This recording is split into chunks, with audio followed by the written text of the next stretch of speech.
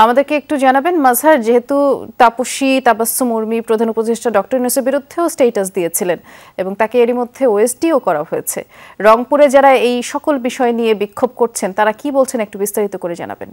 বৃষ্টি, আসলে একেবারে প্রতিবাদের ভাষাটি একেবারে স্পষ্ট। তারা যেটি বলবার চেষ্টা করছেন সেটি হচ্ছে যে তারা এখানে ক্ষুব্ধ আছেন এবং এই যে উর্মি যে নির্বাহী ম্যাজিস্ট্রেট তিনি যে বক্তব্যটি দিয়েছেন সেই বক্তব্যের কারণে তাকে স্থায়ীভাবে বহিষ্কার এবং স্থায়ীভাবে বহিষ্কার করার পাশাপাশি তাকে গ্রেপ্তার করারও দাবি তুলেছেন। আপনি দেখবেন যে তারা এই মধ্যে বিভিন্ন ধরনের স্লোগান দিচ্ছেন। সেই স্লোগানের ভাষাটা হচ্ছে যে উর্মিকে এরই মধ্যে বহিষ্কার করতে হবে এবং আবু সাইদকে এই যে কটূক্তি করা হয়েছে সেটাই আন্দোলনকেই কটূক্তি করা হয়েছে এবং আন্দোলন নিয়ে প্রশ্ন করা হয়েছে এবং প্রজাতন্ত্রের কর্মচারী হয়ে কিভাবে একজন প্রজাতন্ত্রের একজন কর্মচারী এই ধরনের কথা বলতে পারেন সেটি আসলে তারা খুবই ক্ষুব্ধতার সাথে বলছেন এবং এখানে যোগ দিয়েছেন যে আবু সাইদের যে ভাই, দুই ভাইও যোগ দিয়েছেন। আমি একটু এক ভাইয়ের কাছে শুনতে চাই যে আসলে এই ঘটনাটাকে আপনারা কিভাবে বলছেন।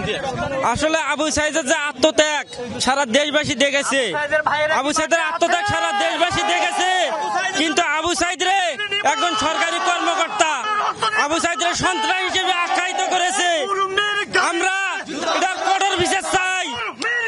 আমরা ওই সরকারি কর্মকর্তার বহিষ্কার এবং আইনের আওতায় আমরা তারা দেখতে চাই। সাইদের ভাই এই যে আন্দোলন, এই আন্দোলন সংগ্রামেও যোগ দিয়েছেন। যোগ দিয়ে তাদের একটাই দাবি যে অবিলম্বে উর্মিকে স্থায়ীভাবে বহিষ্কার এবং তারা যেটি বলছেন যে 24 ঘন্টার মধ্যে যদি উর্মিকে গ্রেপ্তার করা না হয় তাহলে এই রংপুর ব্লকেট সহ বড় ধরনের কর্মসূচিতে যাবে।